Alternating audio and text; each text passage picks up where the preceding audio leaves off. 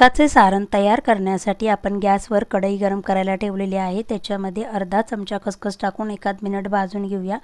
त्यानंतर 1.5 वाटी ही ओल्या नारळाचा कीस टाकून 5 मिनिटं आपण फ्राय करून घेणार आहोत, जेणेकरून नारळातले मॉइश्चरायझर कमी होईल।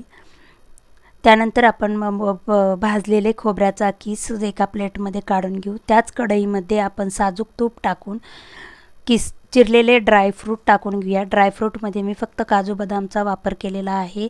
छान असे आपले ड्रायफ्रूट भाजले गेले की त्याच्यामध्येच खोबऱ्याचा कीस टाकून आपण 3/4 वाटी किसलेला गूळ की अर्ध्या वाटीला थोडासा जास्त गूळ आपण टाकून घेणार आहोत। जसा आपला गूळ पिघळेल तसा खोबऱ्यामध्ये एकजीव होईल।